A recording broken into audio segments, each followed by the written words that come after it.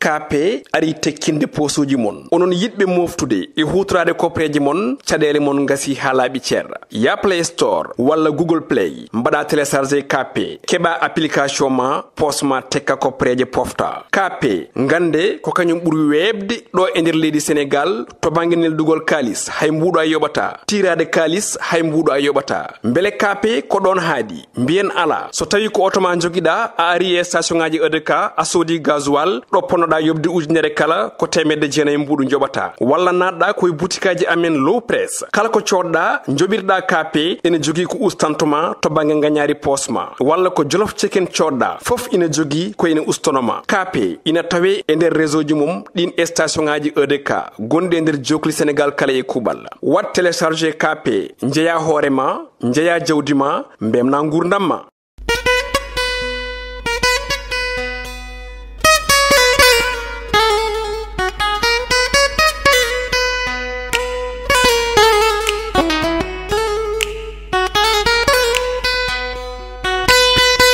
Assalamu alaikum wa rahmatullah bandiraɓe musidɓe tedduɓe yeɓoɓe ayawo Piindi TV on calminama mone mon fof inde e yettode hande ko alkamisa capantati lewru mars hitano ujunnaje ɗiɗi e nogas e tati en gari humnude aadi woni natande roɓindo jayandeji joni joni koye majjipaɗen jayandeji leydi men e oɗo ñalawma alkamisa hande on paami kanji kala ɗi ngari koye nde ñawore fadande woni ko wite procès en diffamation hakkunde Mame Niang e Ousmane Sonko so wona jayande stade nden woƴaka politique walla e ko nandi hen keddiɗɗe kala koye on fannu garti ƴettu jayande vox populi nden puɗɗortoɗen nden jayande wi ko ñawore hakkude Ousmane Sonko e Mame Niang ɓe mbi tan kadi ko ɗum ñalawma ina wonata woni encore une journée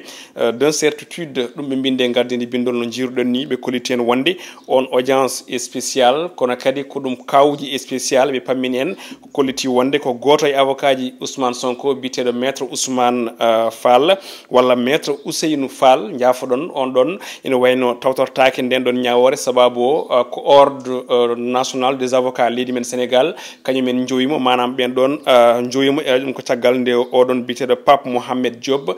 kañum tigui wullitoyimo e saaha ñawore 16 lewru ndu nde pelɓudal lombino hakkude mabɓe ɗum ji sababu noon janen koɓe mbi ko on ɗon cercle d' avocat Ousmane Sonko hande febli no fewi manam leefi caggal muɗum kadi ɓe gandini en on biteɗo hono avocat Juan Branco ɓiɗɗo leydi France najo tawi noon ko garnoɗo tawtude on ɗon pôle d' avocat Ousmane Sonko to banggue défense muɗum ɓe kolliti wonde hanki nde o yetti ɗo e bowal laaɗi diwoje ngal Blaise Diagne toon to Dias ko ɗon kadi o watta e avion Royal Air Maroc o fata toon to Paris lamorgo leydi France manam pour mbasen wiide o waɗa refoulé ɗum ɗon noon kamɓe autorité ji aéroportiére ɓe natani hen en détail kono kam on ɗon gorkajo kamne tawtortake on ɗon audience hande spécial hakkude Ousmane Sonko e Mame Niang jayande le témoin kañum ne natiri dingaral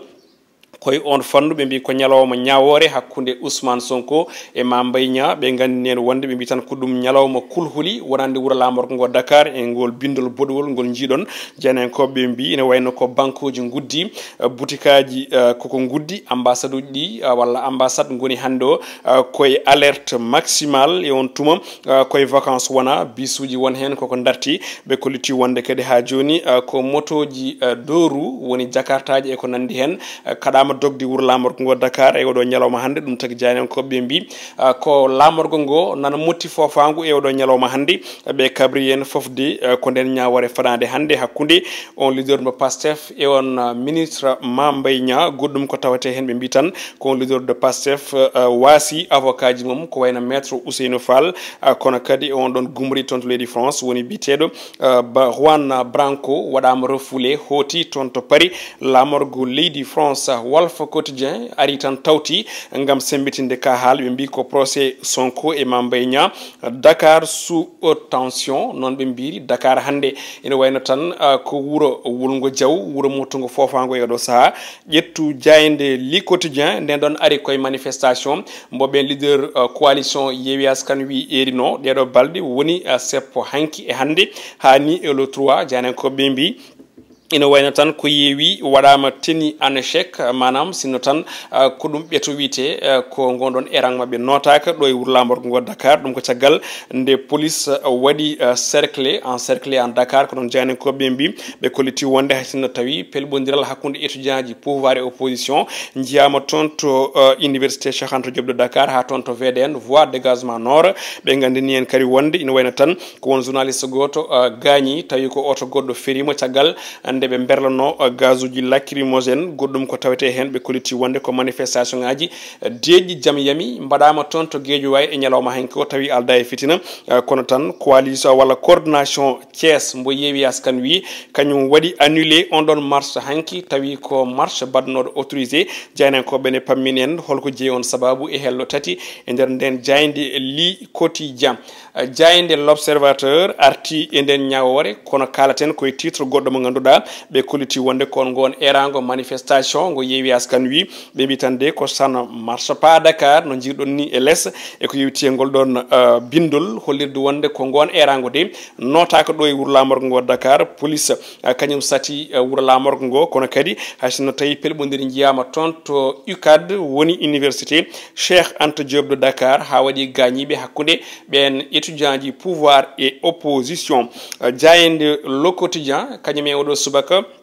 ari koye on tension gonaɗo woni sociopolitique ɓe bindi koye gardidi bindol jodi me à chaque fois ɓe mbi ko fin de mars hollirde wonde noon aɗa wawi hutora ɗum fannuji ɗiɗi kala mayirde lewru mars walla gasirde ɗin seppoji ɗi ganduɗa ko noddete ko jomumen nodda mbasa notede foof ne wawi wonde le leader de Yewwi Askan Wi janen koɓe mbi koɓe mbaɗama gazé hanki toon to siège mbo Déthié Fall kono kadi manif avorté moɓe mbi toon to avenue Cheikh Anta Diop de Dakar force de l'ordre force de défense et de sécurité kañumen mbaɗi cadre manam kurli Dakar bankuji e commerçant ji kala e oɗo saaha gudditani e oɗo ñalawma hannde noon jandiyankoɓe ɓe mbi motoji dooru e oɗo saaha ko kada dogde e nder wuuro lamorgo ngo Dakar kala e kuɓal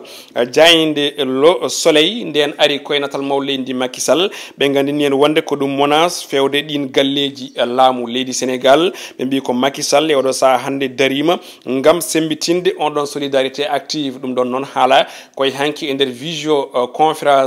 visioconférence mbo ardino walla mbo tawtorno hakkude makko e Joe Biden e wondude chef d'état ji kewɗi aɓe kala ko yuti ko e démocratie ɓurɗo ñibde e nder aduna kala e kuɓal jeyanenkoɓe ne pamminen e hello nayyi e nder nden jayde le soleil jayde la turbine e o subaka kañum ne ari e maw leydi Macky Sall ɓe mbi tan ko chamboulement manam ko hunde ganduɗa nde ko nomination ngaji walla jiɓodirde walla ni mbiyen waylude ina itta e ko nandi hen ko yuti ko e on administration territorial woni ɓen préfet ji et sous préfet ji leydi men Sénégal ɓe mbaɗi ko namdal que mijote encore Macky Sall holko Macky Sall woni miijade on point d'interrogation ɓe kolliti wonde koye nder capanɗe nayyi e jeeɗiɗi nomination waɗa hanki e nder batu jagorde woni conseil des ministres kono kadi dendagal département ji capannayyi e jeegom ɗi kala mbaɗama concerné e ɗin nomination ngaji ɓe jaaha ɓe gara walla ngal lomtodiral ɗum woni ko janenkoɓe mbaɗi namdal e o subaka holko woni miijade on chef de l'état jayde star quotidien kañum waƴaka on ɗon socio politique kono haalata koko yuti ko e coftal ɓalli ko ɗon guddirten ɗin robindo jayndeji ɓen mbi ko on association hakkude Sadio Mané e Iliman Ndiaye ngal nanggodiral mabɓe oya flanc gauche auto flanc droit ɓe mbi tan ko ɗum joudugol bangol fayide wonande kippo guendijo leydi Sénégal ɗum ɓeta ko e ɗin match ɗiɗi jewtuɗi hakkude leydi men Sénégal e dowla Mozambique e hakkude Mozambique e leydi men Sénégal goɗɗum ko tawete hen ko chiffre baɗɗo fayide wonande Aliou Cissé nogas ɗiɗi match to banggue qualification Coupe d'Afrique des Nations de football 19 victoires et 3 match nul ɓe mbi tan ko Aliou Cissé ko spécialiste to banggue qualificatif ko yewti e CAN hollirde wonde ko waɗi ko hay coach goto waɗani ɗum e dunde Afrique ko wona ɗum ko CAN U20 élimination équipe nationale du Sénégal jaynenkoɓe mbi ko ɗum erreur de casting woni ko yiya toon to Bamako ko ɗo uddi roɓino men jayde ƴeewɗo ñalawma alkamisa joni joni paɗen koye gueɗe rendo woni fait divers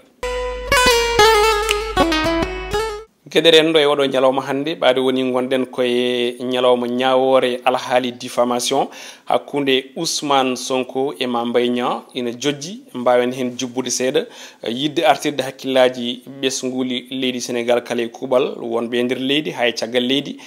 hollirde wonde Sénégal nana wuuri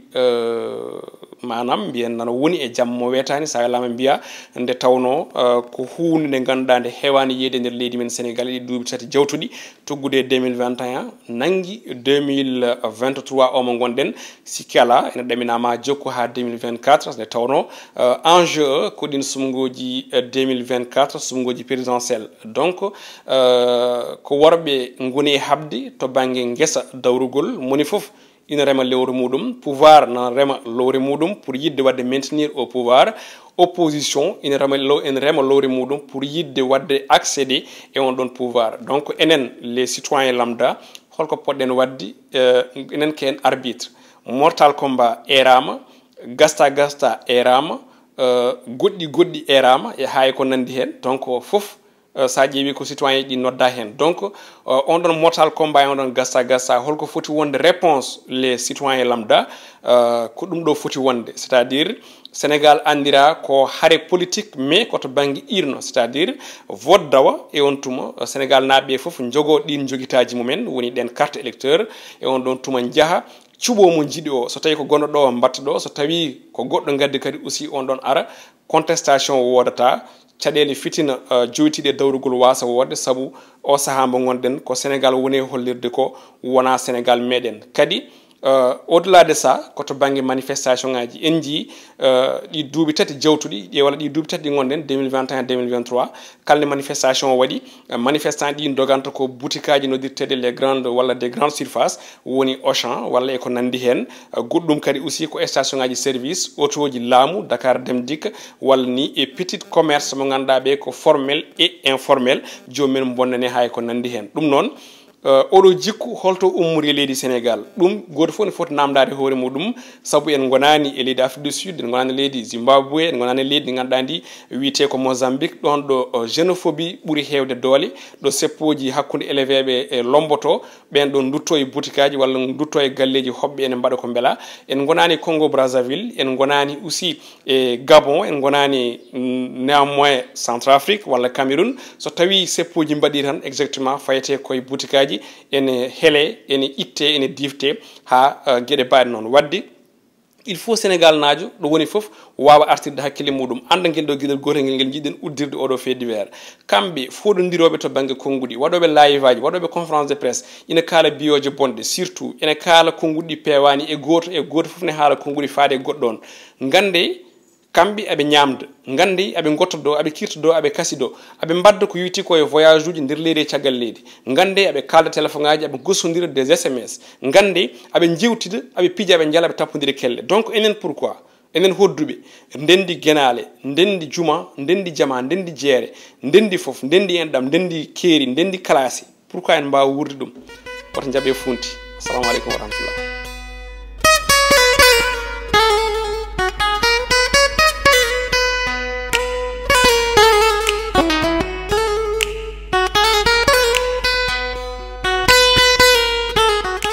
KP ari tekkinde posuji mon onon yidɓe moftude e hutorade kopreji mon caɗele mon gasi ha laaɓi ceerra ya Play Store walla Google Play mbaɗa téléchargé KP keɓa application ma posma tekka kopreje pofta KP gande ko kañum ɓuuri webde ɗo e nder leydi Sénégal to banggue neldugol kalis hay mbuɗo a yoɓata tirade kalis hay mbuɗo a yoɓata beele KP ko ɗon haadi mbiyen ala so tawi ko auto ma joguiɗa a ari e station ngaji EDK a soodi gasoil ɗo ponnoɗa yobde ujunere kala ko temedde jeenayi mbuɗu joɓata walla natɗa koye boutique aji amen low press kala ko coɗɗa joɓirɗa KP ene jogui ko ustantoma to banggue gagnari posma walla ko jolof chicken coɗɗa foof ina jogui ko ina ustonoma KP ina tawe e nder réseau ji mum ɗin station ngaji EDK gonɗi e nder jokli Sénégal kala e kuɓal wat téléchargé KP jeeya hoorema jeeya jawdi ma mbemna gurdam ma.